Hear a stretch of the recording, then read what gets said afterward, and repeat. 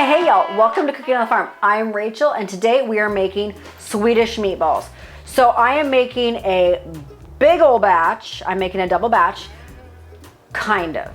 I'm making a double batch for my family, and then I'm also have another batch over here that I've kind of all mixed up for another family. We have a family friend that is having a baby in just a couple weeks. So I am making this, I'm gonna freeze it. So it's in the freezer for when I get that phone call.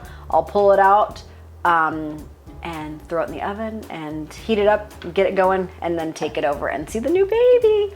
All right guys, so come on in, let's check out our ingredients. For my standard recipe for my Swedish meatballs, you're gonna need 3 pounds of meat, 1.5 teaspoons of salt, 1 teaspoon of pepper, 1 tablespoon garlic powder, 3 tablespoons onion flake, 3 eggs, half a cup of milk, half a teaspoon of chili powder, 1 tablespoon of Italian seasoning, 1 tablespoon basil. So I am referring to my notes today because I am doing a double batch, and yeah, so it'll be in the description. You'll see it, you'll get it. I'm doing a double batch.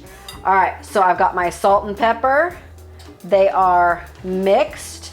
My garlic, minced onion, and you know how I love my onion. So this is an optional. I like it. It doesn't give heat, it just kind of gives a warmth, the chili powder, and you can use whatever kind you want. If you want spicy, you could even use chili flakes. Italian seasoning, basil, milk, woo, and eggs. All right. Gloves on. Most of you know I stopped biting my nails. One of the downfalls I'm finding, you get food stuck under your nails and it's hard to get out. So I'm gonna get on my stool and start mixing this up. So you're just gonna get in here. Remember, you get your meat claws and you kind of do this twisty. Don't do the pinching and grinding. So you're just kind of twisting. If you want to add white, like instant rice to this, you can. It's a cup per batch, so I would use 2 cups in here. If you want to do quinoa, make sure you cook it first. That one's really good. You're adding extra protein. Another thing that I did not mention, if you have a dairy allergy, I have substituted with almond milk and coconut milk, and honestly, couldn't taste the difference. So I'm gonna get both of these mixed up. My other one is not mixed up either. And then I'm gonna show you 2 different ways to cook these, depending on the time you have. I know we're all busy working, school, life. We don't wanna spend our entire day in the kitchen. So I've got both of these mixed up. Like I said, 2 different ways to show you how to cook these up. If you are short on time and you just need to be able to kind of throw it in the oven for about 20 minutes and then throw it in your crock pot for however many hours, this is the way to go. All right, so first of all, you have to decide how big you want your meatballs to be. Okay, these ones are going for a family. So I'm gonna do 2 tablespoons, whoopsie, 2 tablespoons a ball. If you're doing these more like this is a big dinner party, you just want to make several big balls, that would be a way to go. All right, I'm not compacting these, I'm just doing a light circle. All right, this is hot. It's been in a 400-degree oven. I did put some coconut oil down. It will sizzle. It should sizzle.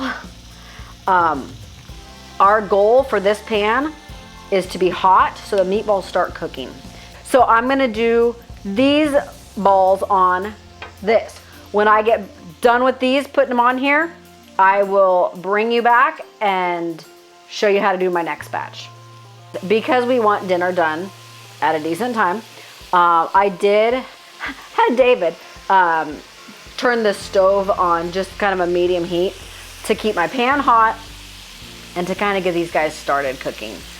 You could do them all on the stove, which is what I'm gonna do for my second batch, but this is just a way to get them going fast.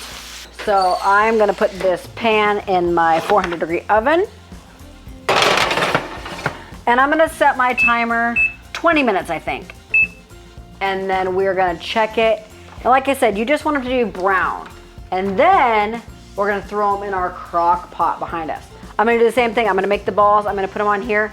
I'm gonna brown them on all sides. And then I have a pot right here that I'm gonna put them in as they're becoming almost completely done. So we're gonna make the sauce in there and get them going. But I wanna just get a batch going here quickly for you guys. Again, I'm gonna do the same 2 scoops. I feel like that's a good size for everybody. My pan is on a medium heat. Do whatever you feel comfortable. If you feel like it's too hot, browning them too fast, that you're having to kind of be in 2 places at once, turn it down a little bit.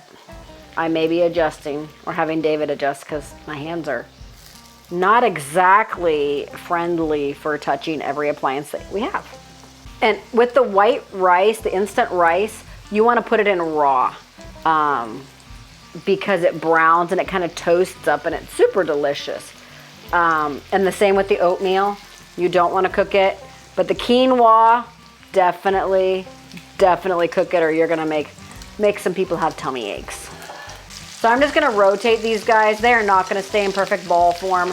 I wish, honestly, I had an ice cream scoop. If anyone has a good one that kind of gets the meat out and stuff, please let me know what it is. I have looked for some, I've bought some, and they just break after one use of even cookies. So it's frustrating for me.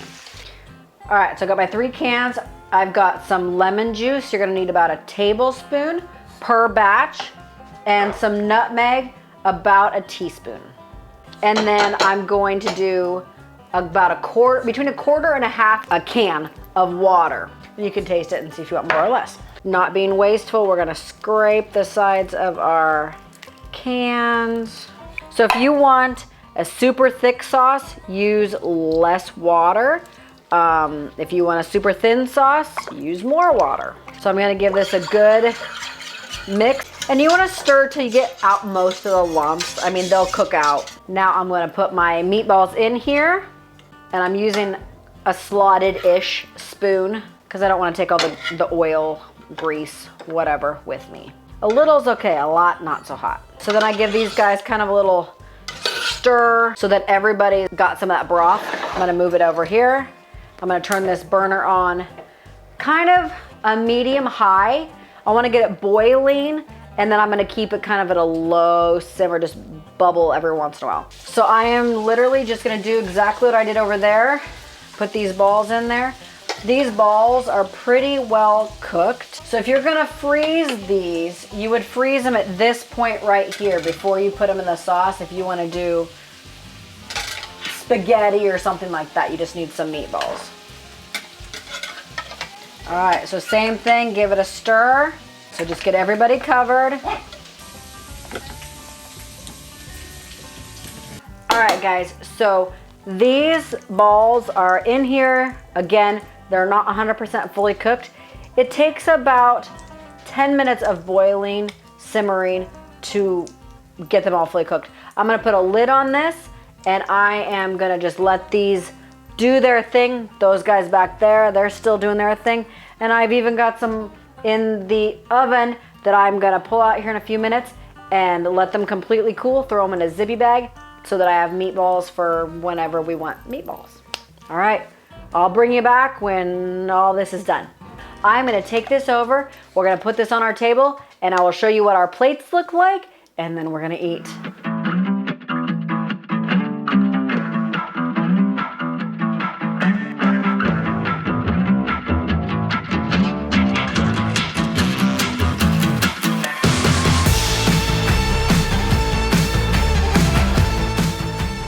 All right, guys, these are incredible.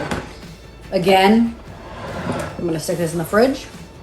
If you want, you can freeze them. They freeze amazing. Normally, like what I'm gonna do for this one, I'm gonna give half of those to our friend when they have their baby, and then I'm gonna put the other half in a container, put it in the freezer, and so when someone else has a baby, someone gets sick, a family, whenever a hot meal is needed, it will be already in my freezer stash. All right, from my kitchen to yours. I hope you guys have an amazing week. God bless. Take 3. Let's go. We had the little thing. 3 eggs and a half a cup of milk. I already said 3 eggs and a half a cup of milk. Yeah, you said 3 eggs. I Why do I have so many eggs here then? Because I'm doubling my batch. They're falling off. Oh my word, they're too small. Or too big. I guess I could put the burner on underneath this and go faster. Yeah. You want to turn it on for me? Okay, so that would be you. Electric light. Woohoo! Craziness. Hold on, I gotta get a spatula. A spatula. Look at the baby one. Is it mad at you? The thing keeps changing its modes. Its moods. It gets mode swings. Speak of the devil. I'm coming. I said I'm coming. Shut up.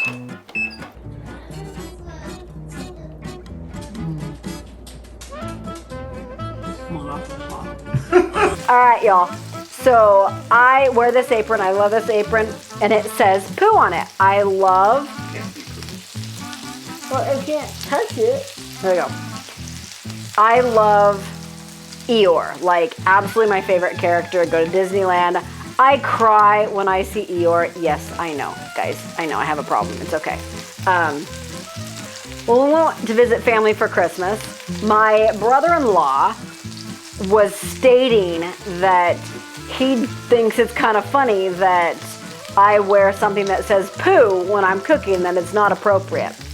So, to clarify, and to give my brother-in-law a bad time because, let's face it, he picks on me because I'm short and, well, I'm an easy target even though I'm short, which doesn't make any sense. But, there you go.